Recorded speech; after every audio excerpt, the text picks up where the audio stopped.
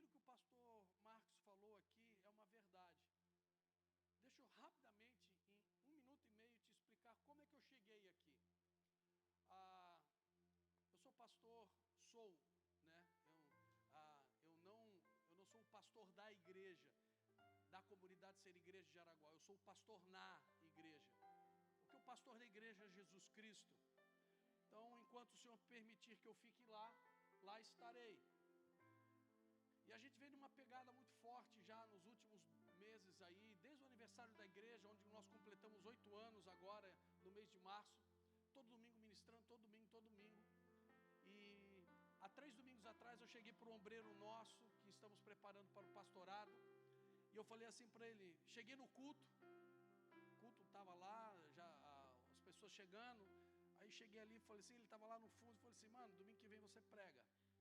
Tinha comentado com a pastora Georgia, com a minha esposa Georgia, vou pedir para o Anderson pregar para me dar deixar eu sentar um pouquinho, ouvir um pouquinho também, né? E eu fiz isso, cheguei lá na igreja, onde tal, dei aquele tapinha no ombro dele, ó, domingo que vem é você. Ele olhou para mim, como assim, pastor? A queima-roupa? Não vai nem mandar um cartão, flores, não vai me convidar para jantar, assim, a queima-roupa? Não, meu irmão, você está sendo preparado, é assim que funciona. Ainda você tem 1 semana para estudar. Amém. O culto transcorreu normalmente. Eu fui para casa, amanheci na segunda-feira, toda segunda-feira de manhã bem cedo, eu tenho fisioterapia, eu estou tratando meu tornozelo. Mas eu já levantei meio mais ou menos assim. Sabe quando você não levanta? Alguma coisa de errado não estava certa nessa história. Meu coração não era aflito, alguma coisa dentro de mim estava inquieta. E eu peguei o carro, fui me dirigir à clínica e estava chegando, descendo a rua da clínica para entrar no seu estacionamento. Eu falei, Deus, o que está acontecendo, né? Por que meu coração está dessa forma? Por que eu estou inquieto? Deus não me falou nada, eu não seria leviano em falar, porque o Senhor me falou, não. Mas eu simplesmente senti no meu coração, falei assim, domingo que vem eu vou pregar. Eu vou trocar esse domingo com o Anderson. Estacionei e mandei já uma mensagem para o Anderson. Anderson, faz o seguinte, cara, dia 28 deixa que eu prego e você prega dia 5. Sem saber de absolutamente nada, né? E você prega no dia 5. Aí ele mais feliz do que nunca, porque agora teria 2 semanas de estudo, poderia se preparar 2 semanas. Nessa hora ele já deve estar ministrando lá, porque o nosso culto lá começa meia hora antes do de vocês. Ok, fui para a fisioterapia, de repente cai um WhatsApp do pastor Ricardo, muito gentil, muito educado, me convidando para estar aqui, que dia? 5. Tá, ok, entendi. Aí caiu a ficha, né? Falei assim, Senhor, agora eu já entendi. Sabe quando teu coração tranquiliza? Sabe aquela paz que agora já entendi tudo, então tá tudo certo. E aqui estou, meu nome é Denis, sou casado com Georgia há 20 anos. Ela me aturando esse tempo todo, né? Deus tem dado graça para ela, tem dado força. Ela é guerreira. Pastora junto comigo na comunidade, é uma comunidade nova, nós temos 8 anos de vida, na cidade de Jaraguá do Sul, graças a Deus estamos crescendo, né? Estava comentando com o pastor Ricardo, estamos procurando já um outro lugar maior, porque nós estamos com dificuldade de acomodar os irmãos, sala de criança lotada, e para pastor é uma boa dor de cabeça, mas quando você sabe para onde você tem que ir, né? Nós ainda estamos buscando em Deus o que fazer. E já estou nessa caminhada pastoral já há quase 20 anos. E Deus tem sido muito bom. Deus tem sido muito bom, muito misericordioso com as nossas vidas.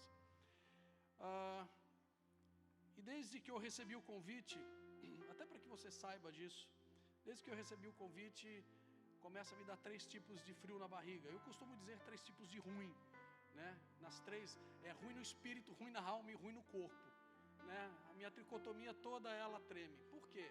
Porque é sempre uma responsabilidade muito grande nós estarmos na frente do povo de Deus.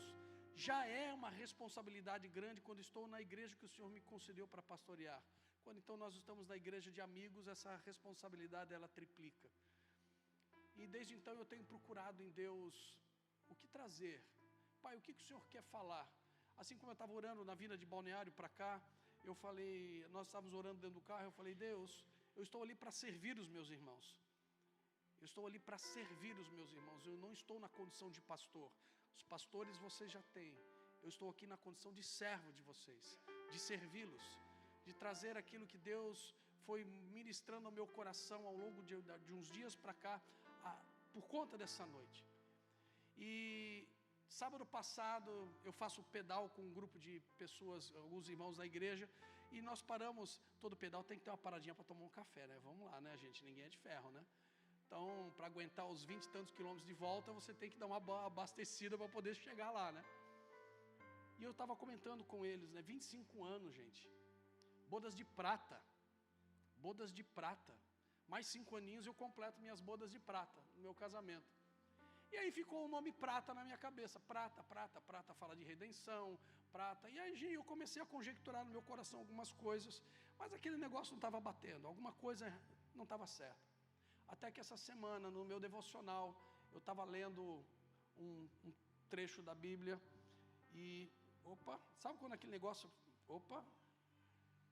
ok, fui para o meu discipulado com o meu grupo de homens na quinta-feira e foi exatamente a mesma coisa. Deus, aí já entendi, Senhor, eu já sei por onde eu vou. Então eu quero convidar você a abrir a sua Bíblia no Evangelho segundo São João, capítulo 13. Evangelho segundo São João, capítulo 13. E eu quero que você preste atenção numa coisa. Eu quero crer de todo o meu coração, eu quero crer de todo o meu coração, que a palavra que o Senhor tem para as nossas vidas esta noite, ela vai realinhar o coração de vocês em relação a esta obra, em relação a este tempo que vocês estão vivendo de 25 anos. Amém?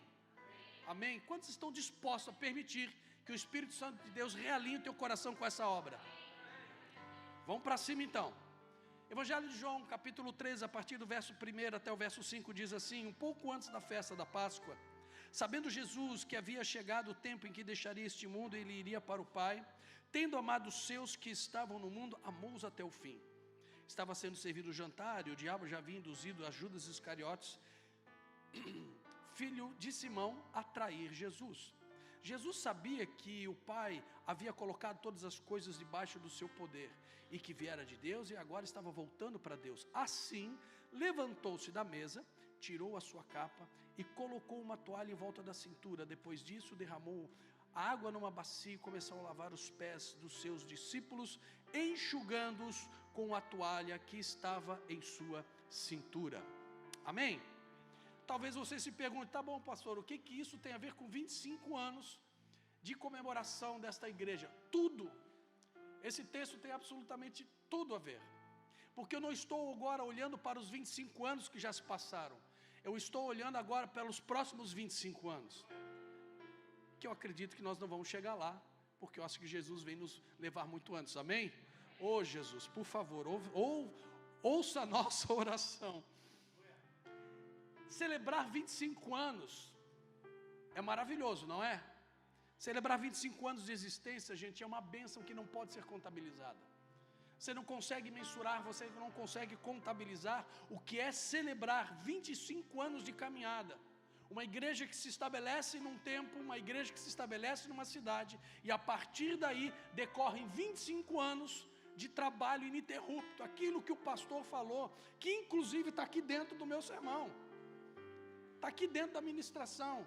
São 25 anos tocando vidas, 25 anos ministrando corações, 25 anos curando pessoas, 25 anos realinhando o coração com os propósitos do Pai, 25 anos transformando vidas.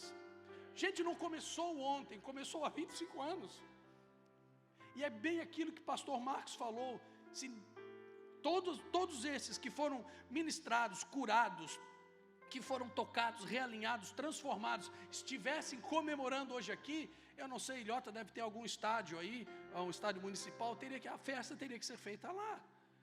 Porque 25 anos de história já passaram talvez algumas centenas pela história de vocês. Amém? Amém. Você já procurou fazer um exercício de memória para ter uma ideia de quantas pessoas esse toque já aconteceu? Eu não sei quanto tempo você está aqui. Talvez você tenha pessoas que estejam aqui 1 ano, 2, 5, 10, 15. Talvez tenham pessoas que estejam aqui há 25 anos. Eu não sei quanto tempo você está aqui. Mas os mais antigos, você já parou para pensar e contabilizar quantas pessoas vocês já tocaram com esse ministério? Quantas? Bom, vamos lá. Essa expressão que eu estou usando para vocês, pessoas que vocês já tocaram, dá um toque na pessoa que está ao seu lado aí, só toca ela, assim, só dá um toquezinho. Isso, é bem isso aí mesmo. É bem isso aí mesmo. Essa expressão, pessoas que vocês já tocaram, diz o que para você? O que essa expressão que vocês já tocaram, o que isso diz para você? Porque nós podemos simplesmente pensar em tocar fisicamente, mas também podemos pensar em tocar com uma palavra que lançamos, com um olhar que lançamos, ou com um abraço que damos. Tocar pessoas. O que essa expressão comunica para o teu coração? Tocar pessoas. É justamente sobre isso que eu quero falar com você essa noite. Vamos lá? Todos nós fomos criados para um propósito específico, individual, pessoal. Amém? Todos nós temos um propósito de Deus sobre as nossas vidas. Isso já estabelecido desde a sua eternidade. Mas você também precisa entender que existe um propósito coletivo a todos nós. O meu chamado pastoral aconteceu, eu estava contando para o pastor Ricardo, aconteceu com 7 anos de idade. Ou seja, há 50 anos atrás, eu recebi o meu chamado. Eu sou paulistano, de nascedouro, sou da capital. E há 50 anos atrás, um homem chegou para minha mãe e falou assim, o meu irmão é produtor musical, então ela falou, o meu filho, a minha mãe falando, né, porque o meu irmão tinha 5 anos de idade, se não me falha a memória, exatamente 5 anos, ele tocava cavaquinho, musicista, então, está tocando cavaquinho, olha que legal. O pastor olha para mim e diz assim, para minha mãe, olha para mim e diz assim, mas esse aqui vai ser pregador do evangelho. 50 anos atrás, então todos nós temos um propósito. Todos nós, individual, você, o pastor, todos nós. Só que existe um propósito coletivo que diz respeito a todos nós como igreja, que diz respeito a todos nós como família, como igreja, como corpo de Cristo. E essa verdade do propósito comum a todos nós, já estabelecido lá na eternidade, essa verdade fica clara quando nós olhamos a pessoa de Jesus. Quando nós lançamos o nosso olhar para a história, para a pessoa de Cristo, de Jesus, nós vemos esse propósito de uma forma muito clara. Vamos lá, em Jesus nós vemos o propósito de Deus para a humanidade sendo estabelecido. Jesus nasceu, Jesus cresceu, Jesus estabeleceu o ministério, Jesus morreu, Jesus ressuscitou, pronto, o propósito de Jesus estava concluído. Ele veio para nos salvar, amém? Já bastaria por aí. Sermos salvos por Jesus já bastaria por aí. Poderíamos de repente ficar por aí mesmo. Só que Jesus foi muito mais além. Vai pegando esses pequenos ganchos. Jesus foi muito além. O propósito dele havia sido realizado. Agora existe algo que nós precisamos trazer à memória, existe algo que nós precisamos lembrar continuamente, é que Jesus não veio apenas para nos salvar, Ele veio para nos apontar caminhos, Ele veio para nos trazer um propósito de vida, Ele veio para nos apontar uma direção e dizendo, caminhe por aqui. Porque enquanto nós estivermos aqui nesta terra, ou como dizia um pastor amigo meu, já muitos anos atrás, enquanto nós estivermos nessa carcaça, nós temos um caminho, uma direção que Ele já estabeleceu para nós caminharmos, para nós nos dirigirmos. E quando nós pensamos então qual a direção, aquilo que de Jesus tem, que Deus tem como propósito coletivo para todos nós vamos então olhar para a vida de Jesus e vamos ver que os seus exemplos, as suas orientações, os seus princípios, Ele já estabeleceu em vida. Aliás, não somente quando Ele estava vivo, mas na eternidade, já a partir do livro de Gênesis, Ele foi deixando direções, estabelecendo um direcionamento para cada um de nós. Ainda não entrei no texto, mas eu vou entrar, fique tranquilo. Jesus nos deixa um exemplo com a sua própria vida, e esse exemplo nos aponta um propósito comum a todos nós. Existe um propósito pessoal, individual, mas também existe um propósito coletivo. existe um propósito comum a todos nós com efeito coletivo. O próprio apóstolo Pedro, em sua primeira carta, capítulo 2, verso 21, ele diz assim: para isso vocês foram chamados, também Cristo sofreu no lugar de vocês, deixando-lhes exemplo para que vocês sigam os seus passos. Opa! Romanos 8, Paulo vai dizer que nós fomos predestinados para sermos a imagem e semelhança do seu Filho. Ora, se Paulo está dizendo que nós somos criados, nós somos chamados, nós fomos predestinados para sermos a imagem e semelhança do seu Filho, agora nós encontramos o apóstolo Pedro dizendo: olha, ele foi o exemplo em tudo para que nós sigamos os seus passos, ou o seu exemplo. Estão comigo aí, amém? Vamos lá. No texto que nós lemos do Evangelho de João, capítulo 3, verso 1 ao 5, nós encontramos então Jesus deixando um dos seus ensinamentos mais profundos e mais importantes de todo o Evangelho. Na verdade, o que eu creio é que os ensinos de Jesus, nesses 5 primeiros versículos do capítulo 13, é a base da igreja, é a base de cada um de nós, é o nosso propósito coletivo, é o nosso propósito como corpo de Cristo. Esses ensinos que Jesus deixou são profundos, são importantes, e eles, uma vez estabelecidos pela igreja do Senhor, ela vai cumprir o seu propósito. Mas pastor, qual é esse ensinamento? Repete comigo: vamos lá, tenta de novo. De ser servo. Aqui o negócio vai começar a ficar estreito. Amém? Vamos lá então. Mas para que nós possamos ter uma consciência clara do que significa o ser servo, nós precisamos conceituar o que é ser servo. O que é ser servo? E quando eu comecei a pensar a respeito disso, gente, deixa eu falar uma coisa para vocês. Eu estava conversando rapidamente ali antes do culto com o pastor Marcos, com o pastor Ricardo. A igreja de Jesus, ela precisa ser, novamente, há uma urgência de nós trazermos um realinhamento da igreja de Jesus, da nação brasileira, eu não vou falar do exterior, mas da nação brasileira, com o conceito bíblico do que é servir. Porque infelizmente esse conceito de servir, ao longo do tempo, eu vou entrar nesse assunto, ele foi sendo substituído muito sutilmente. E foi perdendo profundidade, foi perdendo significado, foi perdendo conceituação. Ele começou a ficar muito superficial, muito assim, aquele evangelho, aquele conceito de servir assim mais light, mais tranquilo, que não pede muito, que não exige muito, que não cobra demais. Mas a gente vai chegar lá. Diz aí para a pessoa que está ao seu lado, você está pronto para ouvir?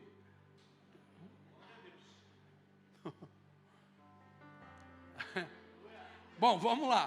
Não, eu sou um cara legal, fica tranquilo. Eu sou gente boa. Como é que eu posso tratar a questão do servo, do nós sermos servos? Como é que eu vou tratar essa questão? Biblicamente falando, conceitualmente, um conceito bíblico do que é ser servo, eu preciso de um parâmetro. Eu preciso de algo que eu possa balizar, eu preciso de algo que eu possa fazer uma comparação, e essa comparação está no voluntariado. Porque existe uma diferença muito grande entre ser servo e entre ser voluntário. Embora o voluntariado faz parte da igreja, também já vou entrar nesse assunto. Porque o voluntariado, gente, ele é um conceito que ele é vivido nas igrejas hoje. Amém. Glória a Deus por isso, e ele precisa estar lá. A igreja, ela também se movimenta com voluntários.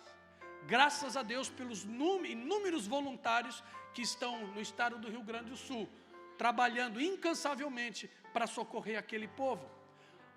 Ainda bem, glórias a Deus que existem os voluntários. Mas o voluntariado, ele é um conceito que começou a invadir, a tomar as igrejas, e Vamos deixar claro, não há absolutamente nada de errado quanto a isso, mas o voluntariado de verdade, ele não expressa a dimensão daquilo que Jesus fez e realizou em João capítulo 13, verso 1 a 5. Não expressa. Não expressa. Você entendeu? Então compreender o versículo de Mateus capítulo 20 e 28, que diz assim: como o Filho do Homem não veio para ser servido, mas veio para servir e dar a sua vida em resgate de... Quem são esses muitos? Eu e você. Mas a Bíblia diz que eu também tenho que ser exemplo de Jesus, então eu também tenho que dar a minha vida pelos meus irmãos, sim ou não? Claro, ninguém vai pendurar você numa cruz, a não ser que Jesus assim permita, mas até onde eu sei, ninguém vai ser dependurado numa cruz, mas ainda assim somos chamados para servir o nosso irmão e dar a nossa vida por ele. Como? Vamos lá. Quando nós começamos a compreender o versículo de Mateus 20 e 28, nós começamos a entender o propósito da nossa criação. Esse propósito, que é o de servir, ele é comum a todos nós. Você pode ter um chamado pastoral, um chamado missional, você pode ter um chamado para tocar teclado, que aliás está de parabéns, toca muito, certo? Para tocar uma bateria, você pode ter qualquer que for o chamado, para servir em qualquer área da vida. Mas antes de qualquer coisa, você tem um chamado, e esse chamado é o de ser servo. É de ser servo, o propósito é servir. Enquanto nós estivermos sobre a face dessa terra, eu e você somos chamados para exercer um tipo de liderança. Quantos líderes nós temos aqui? Não, você não entendeu. Você não entendeu. Quantos líderes nós temos aqui? Quase lá. Eu vou tentar uma última vez para não perder tempo. Quantos líderes nós temos aqui? Ah, agora você entendeu. Agora você entendeu. Enquanto nós estivermos aqui, eu e você somos chamados para exercermos um tipo de liderança diferenciada, um tipo de liderança que é única, um tipo de liderança que é exclusiva e vai na contramão de tudo aquilo que o mundo acredita, porque o mundo nos ensina que o líder é aquele que vem e impõe. Eu e você somos chamados a uma liderança diferenciada. Qual é ela? Repete comigo: a do servir. A partir do momento que eu estou servindo, eu sou um líder. E a minha liderança está em servir os meus irmãos, em servir a minha vizinhança, em servir o meu patrão, em servir as pessoas que me cercam, de alguma forma. Mateus 20 e 26, o Senhor Jesus diz assim, não será assim entre vocês, o contrário, quem quiser tornar-se mais importante, deverá ser servo. Jesus sempre vai na contramão de tudo, né? Jesus sempre pega a contramão de tudo. Deixa eu te falar uma coisa aí, na hierarquia, quem foi militar aqui, ou é militar? É ou foi? É ou foi? Foi. Eu fui militar. Existe uma cadeia de comando, soldado, cabo, 3S, 2S, 1S, sub, aí vai aspirante, segundo, primeiro e vai embora. Ou seja, existe uma hierarquia dentro da cadeia militar. Pois eu digo para vocês que na hierarquia dos céus, o grau mais elevado na estrutura do reino de Deus é o de servo. Não tem capitão, não tem tenente, não tem sargentão que ficava berrando no ouvido da gente, né? Não tem. Na estrutura do reino, o maior é o servo. Agora, eu preciso que você preste muita atenção naquilo que eu vou te falar, para que você entenda aonde eu quero chegar com você a respeito do servo e do voluntário. O servo sempre será maior que o voluntário. Espera aí, pastor, então, o senhor me colocando esta frase, você me colocando essa frase, pastor, está me dando a impressão então que o servo, ele é melhor que o voluntário? Não. Não. O servo sempre será maior do que o voluntário no entendimento e na disposição do seu coração em servir. O servo sempre será maior que o voluntário nesse entendimento, porque o servo sempre estará pronto também para servir o voluntário. Gente, você faz parte de uma classe especial demais. Você faz parte de um, vamos usar uma expressão bem humana, você é a nata do negócio. Sabe, a cereja do bolo, aquela nata do negócio, você está nessa classe. A de servo, não é a de... Todos somos filhos, amém? Amém, isso não se discute. Filhos e filhas amados de um pai amoroso, amém? Mas somos servos. Deixa eu falar para você sobre voluntariado. Voluntariado é uma atividade que é inerente ao exercício da cidadania e que ele vai se traduzir numa relação de solidariedade com o meu próximo. Esse é o conceito básico de voluntariado. É o que os nossos queridos irmãos em Cristo Jesus, ou não, estão lá no Rio Grande do Sul fazendo. Voluntariamente estão trabalhando para socorrer aquele povo. No entanto, uma das coisas que estudando a gente vai perceber, que o voluntariado, ele é baseado em motivações e opções pessoais. Vou te explicar. Pastor, só um exemplo, amém? Né? Porque isso acontece em Jaraguá do Sul, isso acontece na Noruega, na Finlândia, aqui com certeza não. O pastor chega para o mano e diz assim, rapaz, eu precisava tanto de um tecladista, e tem um irmão aí que está chegando, e pô, ele vai tocar junto com você, vocês vão revezar. Aí o irmão que está chegando para tocar junto com ele diz assim, pastor, eu já conheço ele ali, não vai dar certo não. Poxa, queria muito tocar, mas não vai dar certo não, já conheço, certo? Esse cara é chato, não é? É chato. O voluntário vai se expressar assim, ele vai olhar e vai dizer assim, rapaz, eu não vou me envolver não, porque eu já conheço. Então assim, não vai dar muito certo. Eu não vou trabalhar no mesmo ministério com ele, eu não vou trabalhar no mesmo local na igreja, dentro da igreja com ele, porque a gente já teve um problema e ele não vai com a minha cara, eu não vou com a cara dele. O voluntário, ele vai simplesmente se movimentar por motivações e opções pessoais, ou seja, ele escolhe ou não fazer. Ele vai escolher ou não fazer. Servo não escolhe. Servo ouve a voz do seu Senhor. Servo ouve a direção do seu Senhor, e gostando ou não, o servo faz. Um pouquinho mais para frente você vai entender. Mais para frente, na verdade não, agora, né? Então esse é o conceito básico de voluntário. Agora vamos falar sobre ser servo.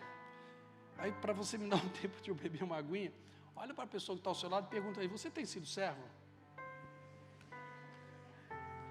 Como diz um missionário amigo meu, diz agora para ele, não precisa responder.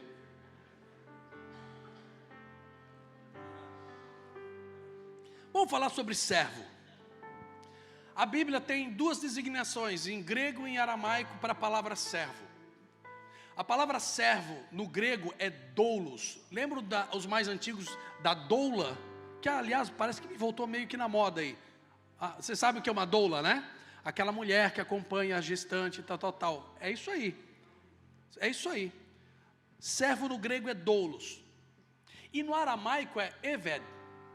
São duas palavras diferentes, aramaico e grego, doulos e eved.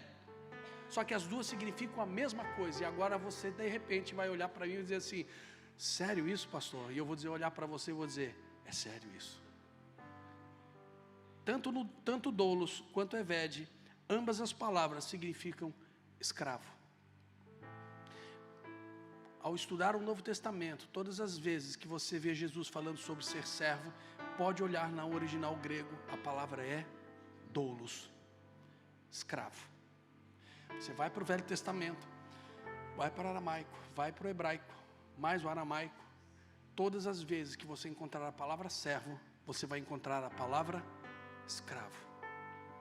Os escravos não tinham vontade própria, os escravos não tinham direito, os escravos não tinham preferências, os escravos não tinham qualquer tipo de papel na família ou sociedade, eles tão somente eram propriedades do seu Senhor. E aí nós vamos para aquele versículo da primeira carta de Pedro, versículo 2, verso 9, que todo mundo gosta demais. Vocês, porém, repete comigo, vocês, porém, são povo escolhido, reino de sacerdotes, nação santa, e propriedade exclusiva de Deus. É bom ou não é saber que nós somos tudo isso? É bom ou não é?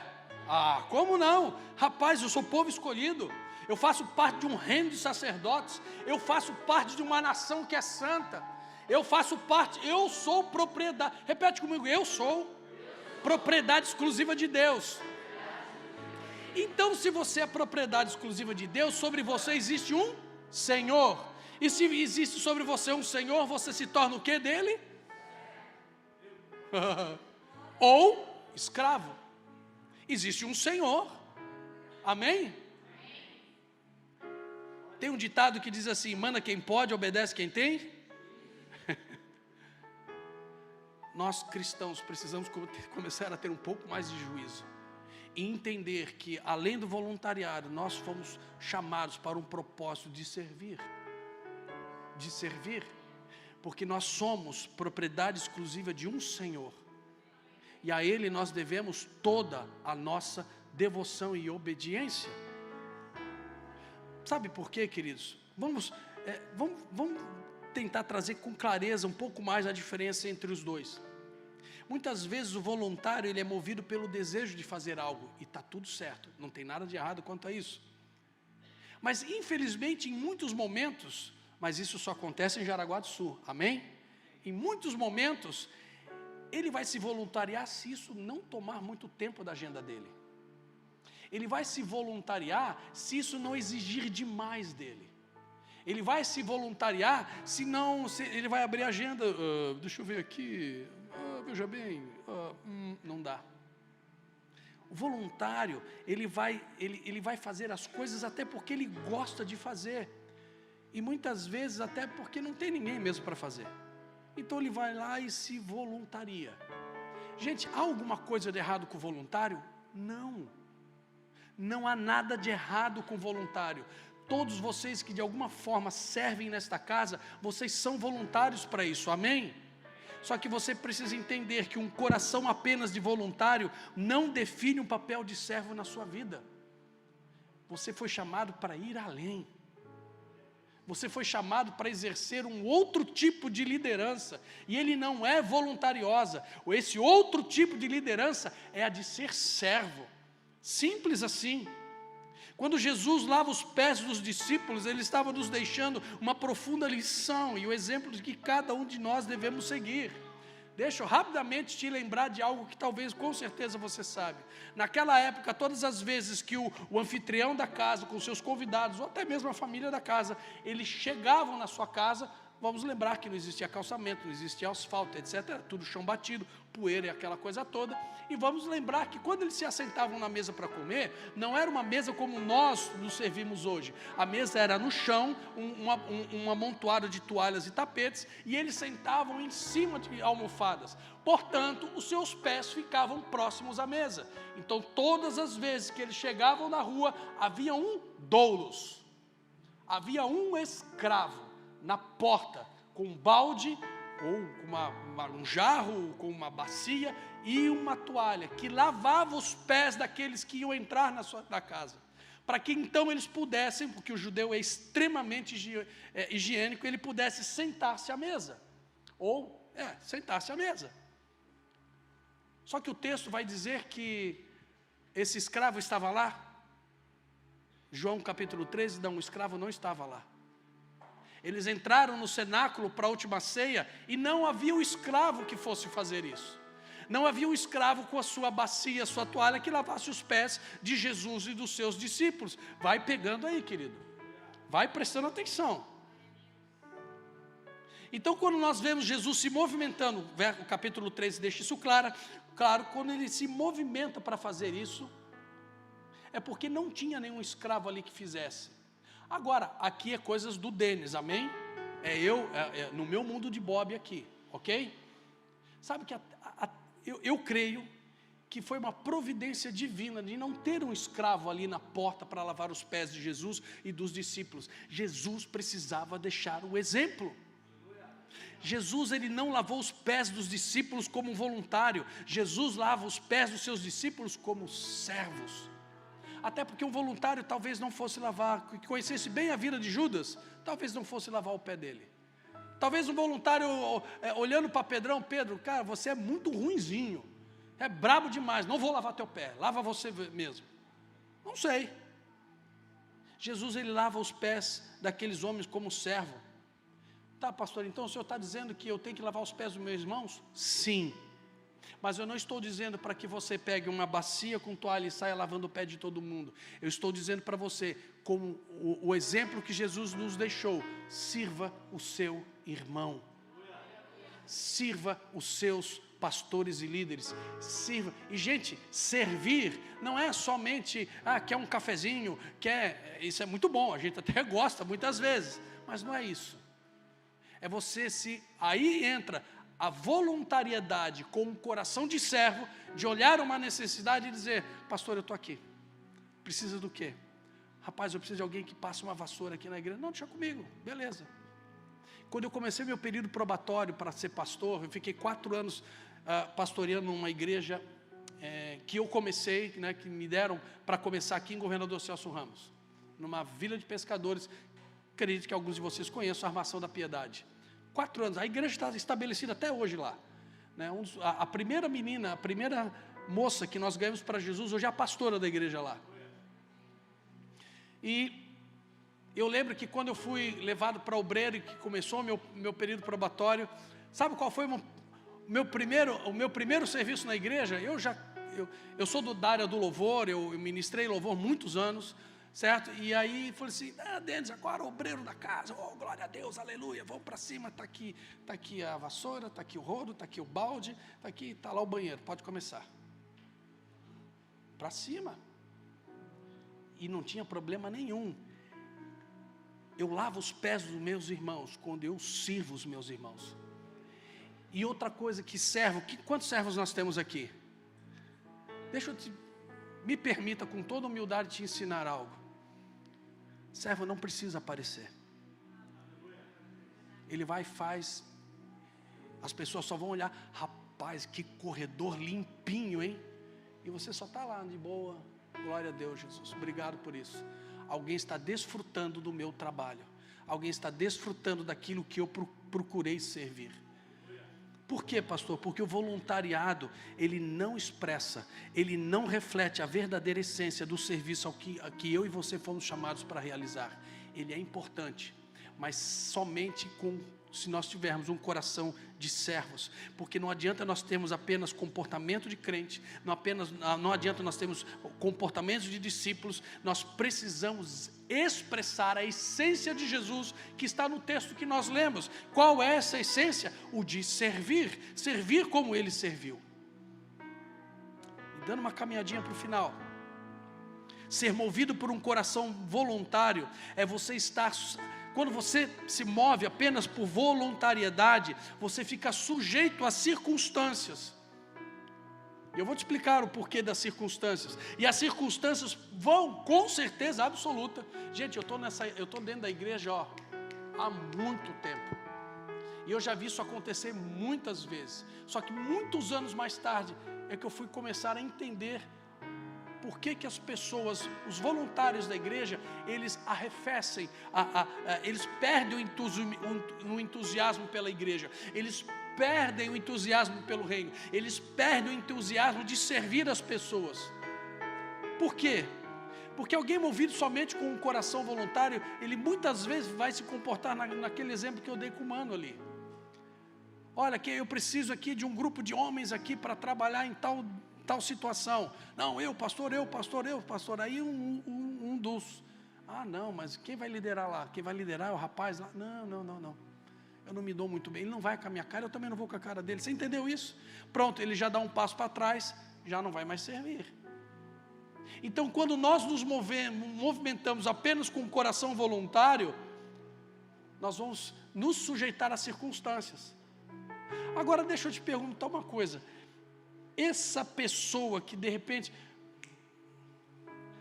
e eu sei que isso aconteceu com alguém aqui, algumas pessoas deixaram de servir porque se indispuseram com outras, problemas de relacionamento com outras pessoas. Não, veja bem uma coisa, eu já tive problema de relacionamento no servir a casa de Deus, então agora eu prefiro ficar quietinho, sentadinho no meu banquinho, assistindo o meu culto, glória, glória, aleluia, e vai por aí.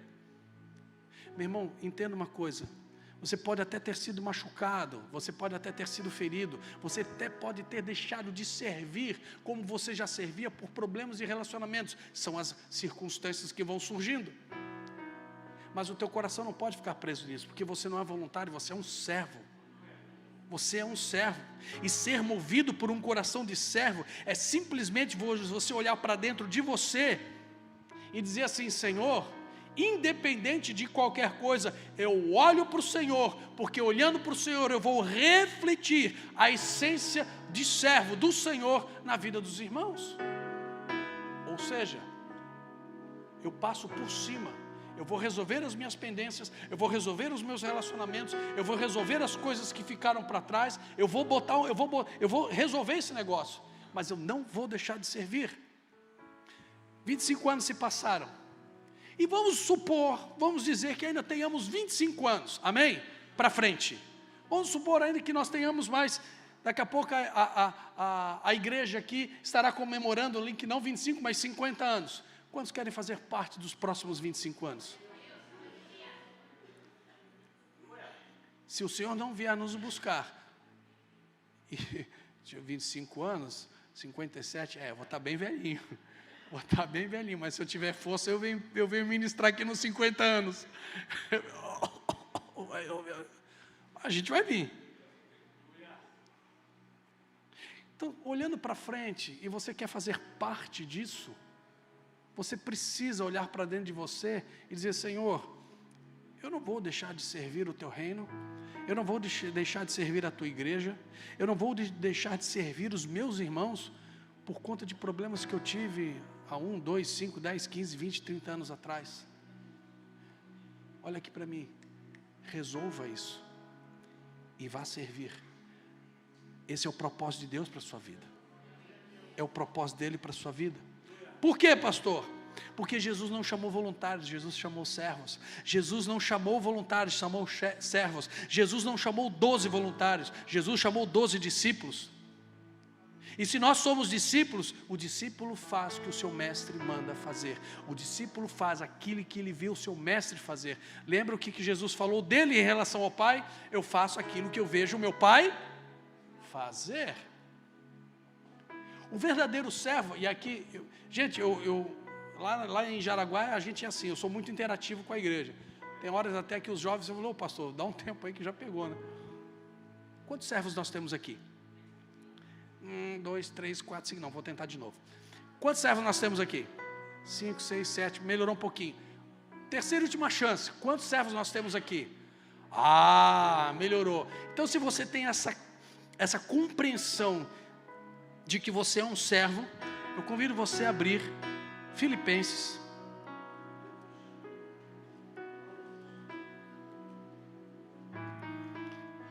Minha Bíblia está tão surrada que eu tenho que mexer as páginas devagarinho. Filipenses capítulo 2, o apóstolo Paulo está dizendo o seguinte: se por estarmos em Cristo nós temos alguma motivação, alguma exortação de amor, alguma comunhão no Espírito, alguma profunda afeição e compaixão, completem a minha alegria, tendo o mesmo modo de pensar, o mesmo amor, um só Espírito, uma só atitude. Aí Paulo ele começa a apertar o cerco. Não façam por ambição egoísta ou por vaidade, mas humildemente considerem os outros superiores a si mesmos. Ou seja, se você tem algum problema de relacionamento que te impede, que te impediu, ou teve algum problema que te impede hoje de servir, observe o que Paulo fala: não faça nada por ambição egoísta. Tira a palavra ambição, não tira no sentido de retirá-la do texto, mas preste atenção na palavra egoísta, porque quando nós nos movimentamos assim, estamos sendo egoístas. Porque há alguém no meio de nós, há alguém fora daqui que precisa do nosso toque, que precisa ser por nós ministrados, que precisa ser por nós tocados, que precisa de um abraço, que precisa de um olhar de compaixão. Não, mas eu fui machucado, eu fui ferido, e assim, deixa eu quietinho até o Senhor Jesus te pegar na curva. Paulo ele continua: cada um cuide não somente dos seus interesses, mas também dos interesses dos outros. O que Paulo está ensinando aqui? Sirva. Sirva. Olhe para as necessidades físicas, espirituais e emocionais do seu irmão e sirva. E aqui, como Paulo não deixa fio solto, ele começa no verso 5: seja a atitude de vocês a mesma a de Cristo Jesus. Ou seja, sejam exemplo. Seja a atitude de vocês a mesma de Cristo Jesus, que embora sendo Deus, não considerou que o ser igual a Deus era algo que deveria pegar-se, mas esvaziou-se a si mesmo, vindo a ser, oh Jesus, tornando-se semelhante aos homens. Meu irmão, deixa eu te falar uma coisa. Você já parou para pensar na tua posição como filho e filha de Deus, mas também como servo?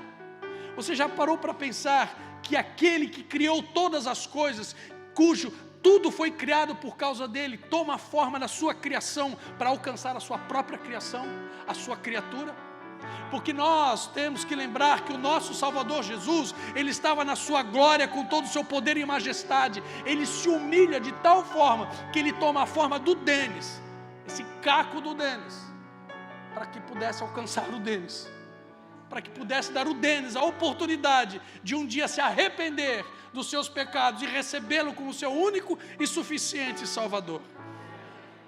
A igreja precisa de voluntários? Claro que sim, mas com um coração de servos, com um coração de servos. Quantos querem nos próximos 5 anos ver essa igreja aqui triplicar de tamanho? Sirva, seja simplesmente servo. Sabe por quê? O seu coração pode estar cheio de boas intenções quanto ao reino, mas boas intenções não expressam o coração de servo. Talvez seja por isso que a igreja de Jesus no Brasil hoje tenha muito mais clientes do que servos. Talvez seja por isso. E por último, vai lá para Gênesis 38.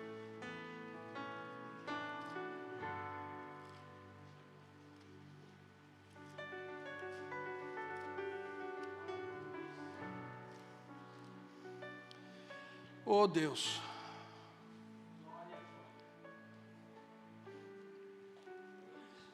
eu preciso compartilhar a última parte, que agora é rápido, mas eu faço isso com muito temor a Deus e por amor a vocês, porque, gente, deixa eu partilhar algo do meu coração. Por mais lutas que nós pastores nós enfrentamos nas igrejas, vida pastoral é mumu no pãozinho, né? Ah, beleza. Vida pastoral, gente, né? Filé mignon. Só que não.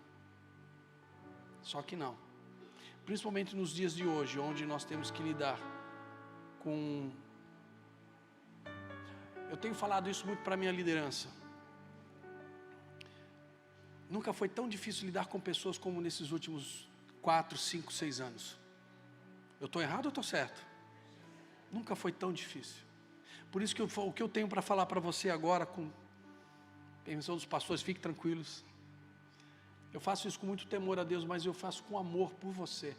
Porque se tem um camarada que, apesar de todas as lutas que a gente enfrenta, ama a igreja de Jesus, eu sou um deles. Tem gente que ama a igreja de Jesus muito mais do que eu. Ainda vou chegar lá. Mas eu amo demais a igreja de Cristo. E é por isso que debaixo de uma palavra, eu tenho levado a comunidade Ser Igreja, ao qual eu pastoreio, preparando ela, por conta de uma palavra que o Senhor me deu, preparando ela para ser arrebatada. Eu não preparo a igreja para ser próspera materialmente, eu preparo a igreja de Jesus para ser próspera espiritualmente, para que quando o noivo vier buscar a noiva, a sua noiva esteja com ele. E nós somos responsáveis por isso. Gênesis capítulo 38, verso 1 a 9 diz assim: por essa época Judá deixou seus irmãos e passou a viver na casa de um homem de Adulão, chamado Ira. Ali Judá encontrou a filha de um cananeu chamado Suá e casou-se com ela. Ele a possuiu, ela engravidou e deu à luz a um filho, ao qual deu o nome de Er. Tornou a engravidar, teve um filho e deu-lhe o nome de Onã. Quando estava em Quezibe, ela teve ainda um outro filho e chamou de Selá. Judá escolheu uma mulher chamada Tamar para Er, seu filho mais velho. Mas o Senhor reprovou a conduta perversa de Er, filho mais velho de Judá, e por isso o matou. Então Judá disse a Onã: case-se com a mulher do seu irmão, cumpra suas obrigações de cunhado, para que ela dê uma descendência ao seu irmão. Mas Onã sabia que a descendência não seria sua. Assim, toda vez que possuía a mulher do seu irmão, derramava o sêmen no chão para evitar que o seu irmão tivesse descendência. Eu não preciso explicar o texto, está bem claro, amém? Está bem claro, amém?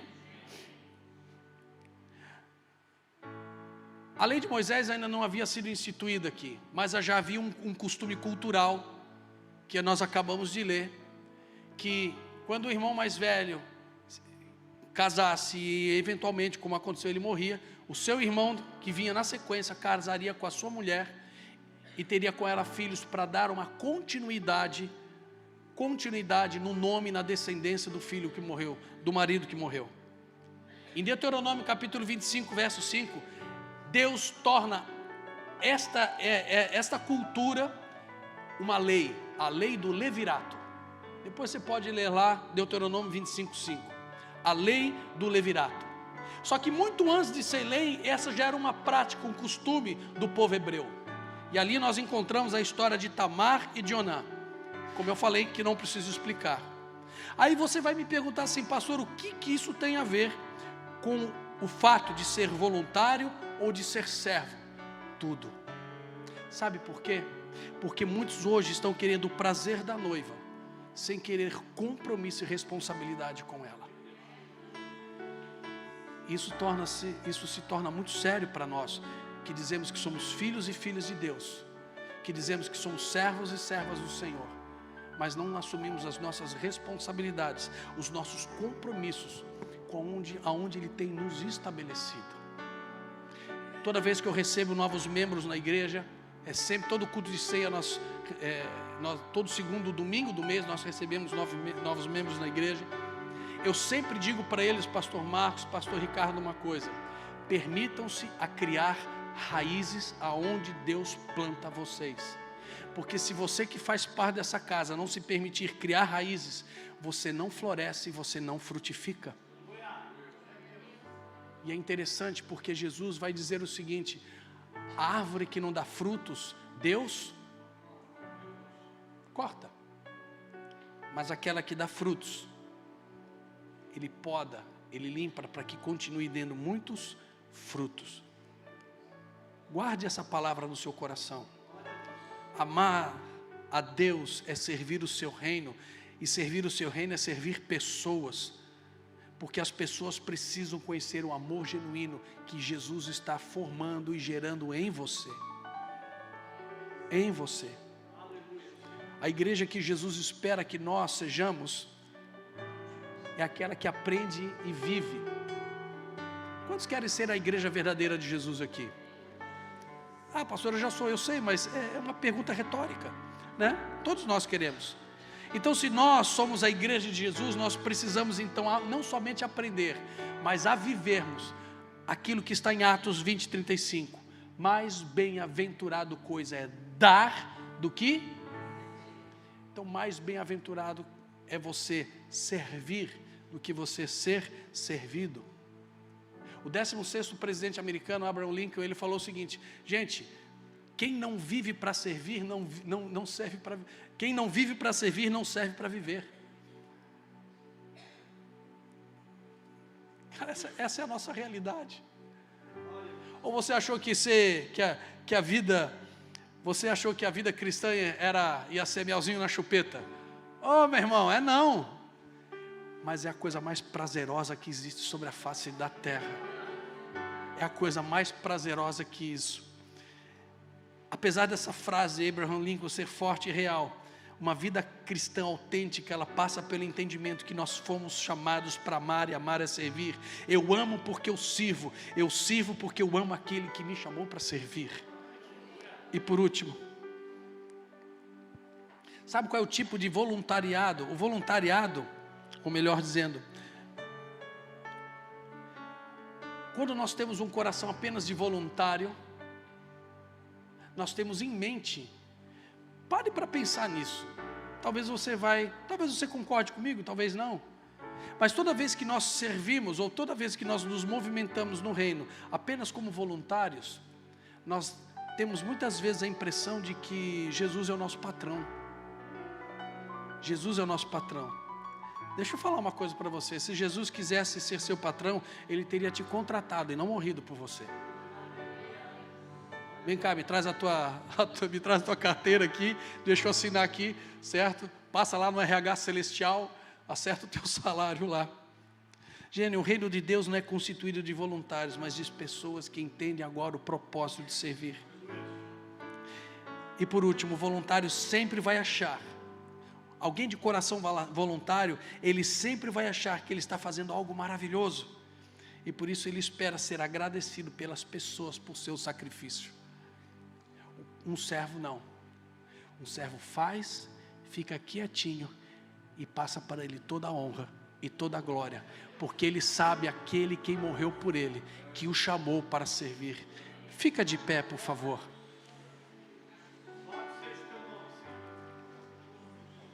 Pastor Marcos, o senhor me permite orar e fazer um apelo?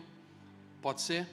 Se a banda quiser subir, eu não sei se vocês têm esse costume, né? Eu tenho esse costume lá, então, lá na nossa casa, lá tudo acaba com música, né? A gente acaba fazendo um maior festeiro lá. Mas eu quero convidar você a fechar os teus olhos. Mas escute de novo, feche mesmo os teus olhos, por questão de respeito aos teus irmãos. Por respeito aos teus irmãos. Se você entendeu, se você compreendeu a diferença que existe entre ser voluntário e ser servo, e você tem percebido que você tem sido apenas um voluntário, mas você realmente não tem se movimentado no reino, na igreja, como servo. Se você deixou de servir por questões íntimas suas, por questões que talvez só você saiba, mas o teu coração queima para servir de novo. O teu coração, ele queima novamente para servir. Você só não consegue encontrar coragem para isso. Ou você não consegue encontrar, talvez, um desejo. O desejo até existe, mas você não tem coragem para fazê-lo.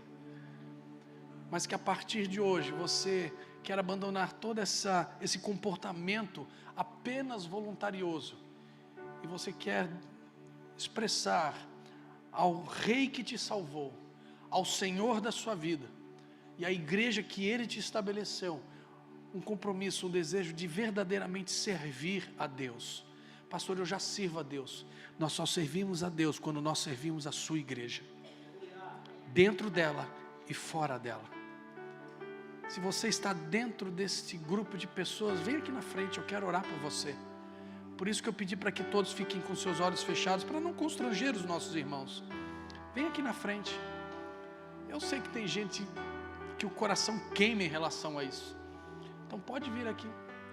Nós vamos orar, nós vamos ministrar a sua vida.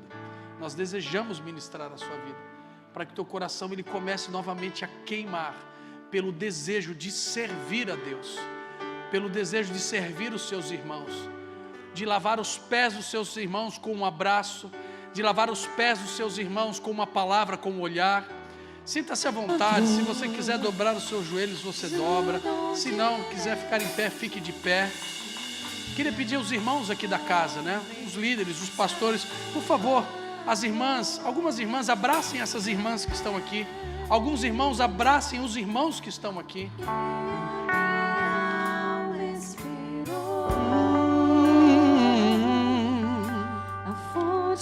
Vem mais para frente para dar espaço para todo mundo. És o dom de Deus, O Messias, o meu Salvador. Você que veio aqui na frente, comece a orar, comece a conversar com Deus, comece a conversar com Deus, comece a dizer: Deus, eu estou aqui porque eu entendi, Senhor, que ou eu não estou servindo certo, ou eu deixei de te servir e nem percebi isso. Comece a conversar com Jesus. Enquanto nós cantamos, você vai conversando e nós já vamos orar por você.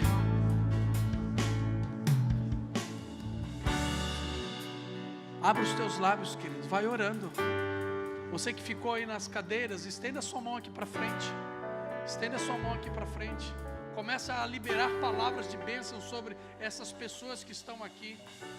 Começa a liberar palavras de bênção sobre